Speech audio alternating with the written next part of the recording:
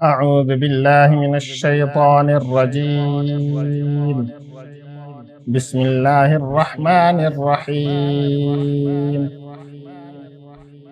يوم تبيض وجوه وتسود وجوه فأما الذين اسودت وجوههم أكفرتم بعد إيمانكم فذوقوا العذاب بما كنتم تكفرون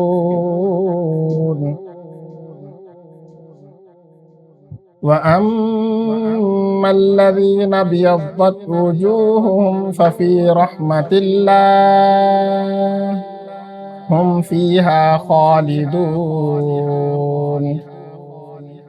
تلك آيات الله نتلوها عليك بالحق وما الله يريد ظلما للعالمين ولله ما في السماوات وما في الأرض وإلى الله ترجع الأمور صدق اللہ العظیم۔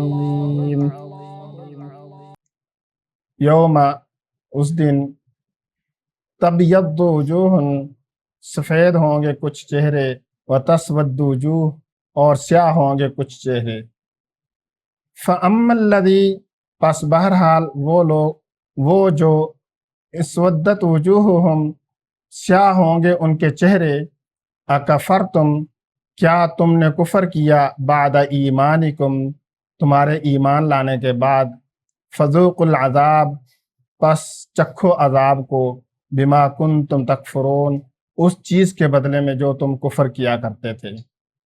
وَأَمَّا الَّذِينَ ابْيَضَّتْ، اور بہرحال وہ لوگ جن کے چہرے جو کہ سفید ہوں گے، وجوہہم، ان کے چہرے، ففی رحمت اللہ، پس وہ اللہ کی رحمت میں ہوں گے، ہم فیہا خالدون، وہ اس میں ہمیشہ رہیں گے۔ تلک آیات اللہ نتلوہا علیک بالحق، یہ اللہ کی آیات ہیں، ہم انہیں آپ پر حق کے ساتھ تلاوت کرتے ہیں۔ وما اللہ یرید ظلما للعالمین، اور اللہ ارادہ نہیں کرتا عالمین پر ظلم کا۔ وللہ، اور اللہ کے لیے ہے، ما فی السماوات، جو آسمانوں میں ہے، وما فی الارض، اور جو زمین میں ہے، وإلی اللہ، اور اللہ کی طرف ترجع الامور، کاموں کا لوٹنا ہے۔ یہ سورہ آل عمران کی آیات ہیں۔ ہم نے پیچھے پڑھا کہ تفرقہ ڈالنا، اس کے بارے میں اللہ تبارک و تعالیٰ نے فرمایا کہ تفرقہ نہ ڈالو، اختلاف نہ کرو، اور اللہ کی رسی کو مضبوطی سے تھام لو۔ یہ چیزیں ہم نے پیچھے پڑھی ہیں، اور فرمایا اللہ تبارک و تعالیٰ نے کہ ان لوگوں کی طرح نہ ہو جو تفرقہ ڈالتے ہیں اور اختلاف ڈالتے ہیں، اور اللہ کی آیات کو جان لینے کے بعد بھی وہ اس طرح کرتے ہیں، یعنی تفرقہ ڈالتے ہیں اور اختلاف پیدا کرتے ہیں۔ اب انہی کی سزا کے طور پر اللہ تبارک و تعالیٰ فرما رہے ہیں، یوم تبیض وجوہ، اس دن کو یاد رکھو کہ جس دن چہرے سفید ہوں گے، وتسود وجوہ، اور کچھ چہرے جو ہیں وہ سیاہ ہوں گے۔ تو اصل میں یہ ہے دل کے اندر قدورت رکھنا، کسی کے بارے میں دشمنی دل کے اندر پال کر رکھنا۔ اور ایک تو یہ ہے کہ مختلف لوگ ہوتے ہیں، مختلف قسم کے اختلافات ہوتے ہیں۔ اختلافات کی کئی ساری وجوہات ہوتی ہیں۔ ایک تو عام طور پہ یہ ہوتا ہے کہ قومی اختلاف، دوسرا لسانی یعنی زبان کا اختلاف، کہ ایک میواتی ہے، ایک پنجابی ہے، ایک سرائکی ہے، تو وہ آپس میں اختلاف کریں۔ علاقے کا اختلاف ہوتا ہے، مذہب کا اختلاف ہوتا ہے، اسی طرح بہت ساری چیزیں ہیں۔ یہ سیاسی اختلاف ہوتا ہے۔ اب کیا ہوتا ہے، یہ سیاسی لوگ کیا کرتے ہیں کہ آپس میں ایک دوسرے سے ملتے جلتے رہتے ہیں، لیکن عوام کو ایک دوسرے کے خلاف کرتے ہیں۔ تو بہت ساری وجوہات ہو سکتی ہیں۔ تو جون سی بھی وجہ ہو، جس نے ایمان والوں کے اندر تفرقہ ڈالا، ان کے لیے یہ وعید ہے۔ اور پھر ان میں سے بہت سارے لوگ ایسے ہوتے ہیں کہ کوئی بات ہوئی، کوئی چیزیں ہوئیں اور وہ دل کے اندر دشمنی لے کے بیٹھے رہے. تو ایک تو یہ ذہن میں رکھیے کہ جب ہم کسی سے دشمنی رکھتے ہیں اور دل کے اندر رکھتے ہیں نا، اس کی تکلیف بھی بندے کو ہوتی ہے، ہمیشہ رہتی ہے. جب تک دشمنی دل کے اندر رہے گی اس وقت تک دل کے اندر وہ بندے کو تکلیف بھی ہوتی رہے گی. تو ایک ان چیزوں کو ذہن میں یا دل کے اندر بٹھا کے رکھنا، اس چیز سے بچنا چاہیے. اور وہ چیز کو اللہ تبارک و تعالیٰ نے یہاں پر ذکر فرمایا ہے کہ اس دن کیا ہوگا، جو چیز دل کے اندر ہوگی نا وہ چہرے کے اوپر عیاں ہو جائے گی. تو جتنا دل کے اندر اختلاف رکھے گا، دل کے اندر اختلاف رہے گا اور قیامت والے دن اللہ کے سامنے اسی اختلاف کے ساتھ حاضر ہوگا، تو اس اختلاف کو اللہ تبارک و تعالیٰ چہرے کے اوپر ظاہر کر دیں گے. تو اس کی دو تفسیریں کی گئی ہیں کہ چہرے یا تو پھر بالکل واضح طور پہ وہ سفید ہوں گے یا پھر سیاہ ہوں گے، اور دوسرا یہ کہ اس کو تشبیہ دی گئی ہے کہ عرب لوگ جس کے اندر غصہ ہوتا تھا، جو غصہ کر رہا ہوتا تھا، تو اس کو کہتے تھے اس کا چہرہ سیاہ ہو گیا.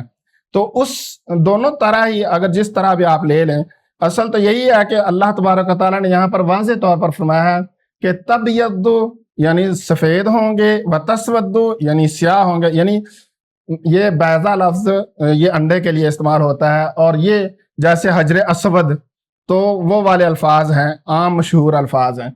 تو وہ چہرے کالے ہوں گے اور وہ چہرے سفید ہوں گے، یعنی کالے اور سفید دونوں طرح کے چہرے ہوں گے. اور یہ کس بارے میں ہے؟ اختلاف پیدا کرنے کے بارے میں، دشمنی دل کے اندر رکھنے کے بارے میں. اور میں نے ایک تفسیر میں پڑھا، وہ کہتے ہیں کہ آپ ایسے کریں کہ سوتے وقت نہ سوتے وقت صرف اتنا کہہ دیں یا اللہ میں نے معاف کر دیا، بس اتنا کافی ہے، اور آپ کو رات کو نیند بھی سکون کی آئے گی اور جو اختلاف ہے اس کے اندر بھی کمی آئے گی.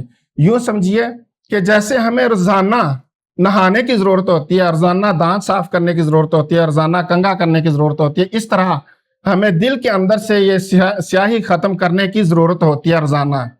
اگر دن کے اندر کسی بندے سے باتیں ہوئی ہیں، کوئی چیزیں ہوئی ہیں، تو ان کو معاف کرنا اور دل سے نکال دینا رات کو سوتے وقت، تو یہ ہوتا ہے کہ بندے کا جو ایمان ہے وہ تازہ ہوتا ہے. اور اس سے کیا ہوتا ہے؟ دل کی صفائی ہوتی ہے. دل کی صفائی نہ ہوئی اور بندہ اسی طرح مر گیا تو قیامت کے دن اس کا جو سیاہی ہے وہ چہرے کے اوپر عیاں ہو جائے گی. تو اس چیز کو اللہ تبارک و تعالیٰ نے فرمایا یوم تبیض وجوہ، اس دن کچھ چہرے سفید ہوں گے، وتسود وجوہ، اور کچھ چہرے سیاہ ہوں گے. فَأَمَّا الَّذِينَ اسْوَدَّتْ وُجُوهُهُمْ، پس وہ لوگ، بہرحال وہ لوگ جن کے چہرے سیاہ ہوں گے، ان سے سوال کیا جائے گا قیامت کے دن، اَكَفَرْتُمْ، کیا تم نے کفر کیا، بعد ایمانکم، تمہارے ایمان لے آنے کے بعد، یعنی تم ایمان لے آئے تھے اور اس کے بعد پھر تم نے کفر کیا. کفر کیا ہے؟ کفر یہ نہیں ہے کہ وہ اسلام سے پھر گئے ہیں. کفر یہ ہے کہ یا تو وہ اختلاف ڈالتے رہے ہیں یا پھر وہ اختلاف پالتے رہے ہیں. دونوں میں سے کوئی چیز مرضی ہو تو ان دونوں کے لیے کیا ہے؟ ان کے چہرے سیاہ ہوں گے. تو اختلاف کی بات ہو رہی ہے یہاں پر. وہ کفر سے مراد، یہاں پر اللہ تبارک و تعالیٰ نے کفر سے مراد وہ لیا ہے اختلاف ڈالنا یا پھر اختلاف پالنا، یعنی دل کے اندر اختلاف کو رکھنا یا پھر اس چیز کو دوسروں کے اندر ابھارنا. تو اپنے مفادات کے لیے کچھ لوگ جو ہوتے ہیں وہ لوگوں کے اندر اختلافات کو پیدا کرتے ہیں.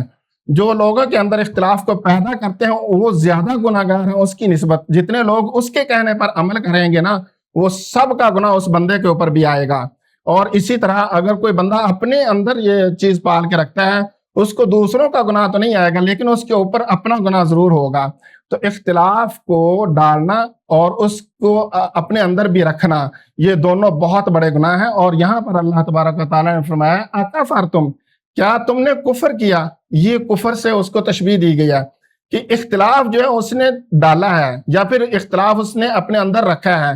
تو دونوں صورتوں میں اَكَفَرْتُمْ بعد ایمانکم، ایمان لے آنے کے بعد تم نے کفر کیا، فذوقوا العذاب، آج پھر عذاب چکھو، آج عذاب میں جاؤ، بما کنتم تکفرون، جو تم کفر کیا کرتے تھے. وَأَمَّا الَّذِينَ ابْيَضَّتْ وُجُوهُهُمْ، یہاں پر سیاہ چہروں کے بارے میں بات ہوئی. آگے پھر سفید چہروں کے بارے میں اگلی آیت کے اندر اللہ تبارک و تعالیٰ نے لے کر آئے ہیں. وَأَمَّا الَّذِينَ اور بہرحال وہ لوگ جن کے چہرے ابیضت وجوہہم کہ ان کے چہرے سفید ہوں گے، ففی رحمت اللہ وہ اللہ کی رحمت میں رہیں گے. وہ لوگ جن کے چہرے سفید ہوں گے وہ اللہ کی رحمت میں رہیں گے اور ہمیشہ رہیں گے.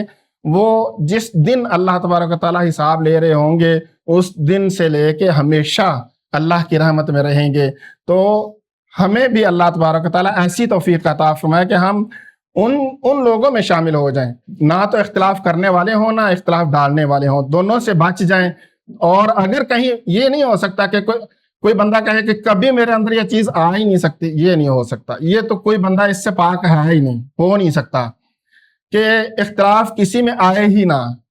اختلاف کی مختلف وجوہات ہوتی ہیں، کوئی ذاتی ہوتی ہیں، کوئی اور وجوہات ہوتی ہیں، لیکن کوئی کہے کہ میرے اندر کبھی اختلاف آیا ہی نہیں، یہ ناممکن ہے، انسانیت میں یہ ہے نہیں. تو بہرحال اختلاف آتا ہے لیکن اس کو نکالنا بھی ہمارے اوپر ہی ہے.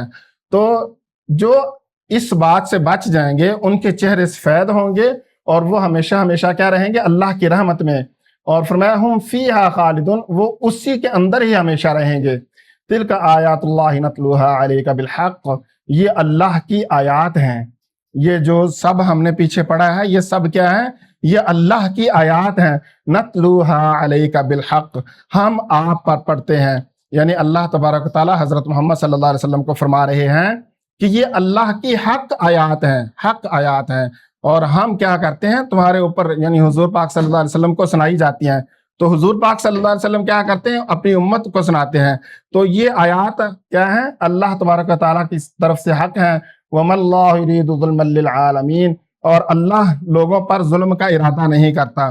جو لوگ جہنم کے اندر جو بھی لوگ ہیں ان کے اوپر ظلم نہیں ہوگا، بلکہ جو بھی بات ہوگی، جو بھی کوئی عذاب ہوگا، جو ان کو کوئی نہ کوئی سزا ملے گی، وہ سب کا سب کیا ہوگا؟ اپنی کمائی کی وجہ سے ہوگا. یہ اس وجہ سے نہیں ہوگا کہ کسی اس اللہ تبارک و تعالیٰ کی طرف سے اس کو عذاب خود بخود مل رہا ہوگا، ایسا نہیں ہوگا. عذاب جو بھی ملے گا وہ اس کی اپنی کمائی کی وجہ سے ہوگا. تو اس بات کو بھی اللہ تبارک و تعالیٰ نے کئی جگہ پہ قرآن مجید میں ذکر فرمایا ہے. وَلِلَّهِ مَا فِي السَّمَاوَاتِ وَمَا فِي الْأَرْضِ اور اللہ کے لیے ہے جو کچھ آسمانوں میں ہے اور جو زمین میں ہے. آسمان جمع ذکر ہوتے ہیں عام طور پہ قرآن مجید میں، اور زمین ایک ذکر ہوتی ہے. تو جو کچھ آسمانوں میں ہے، جو کچھ زمین کے اندر ہے، یعنی زمین میں جتنی مخلوقات رہتی ہیں، جو بھی چیز ہے، اس سب کے اندر تصرف کس کا؟ اللہ کا. آسمانوں میں جو کچھ ہے، فرشتے ہیں، جو بھی مخلوقات ہیں، یا ہوا میں ہیں، کہیں پہ ہیں، ان ہر چیز کے اوپر کیا ہے؟ تصرف کس کا ہے؟ اللہ کا. اللہ کا تصرف ہے. وَإِلَى اللَّهِ تُرْجَعُ الْأُمُورُ اللہ کی طرف کاموں کا لوٹنا ہے. یعنی ہم بے شمار بار اس طرح ہوتا ہے کہ ہم کوئی کام کرتے ہیں تو ہو جاتا ہے، بے شمار بار اس طرح بھی ہوتا ہے کہ ہم کوئی کام کرنا چاہتے ہیں وہ الٹ ہو جاتا ہے. یعنی کام ہم کر کچھ اور رہے ہوتے ہیں، ہو کچھ اور جاتا ہے. اللہ کو جو منظور ہوتا ہے وہی ہوتا ہے، اس کے علاوہ کچھ بھی نہیں ہوتا. تو جو بھی کاموں کا لوٹنا ہے وہ کیا ہے؟ اللہ کی طرف ہے. اور ہمارا جو کرنا ہے وہ ہماری نیت اور ہمارے ارادے پر ڈیپینڈ کرتا ہے. جزاکم اللہ احسن.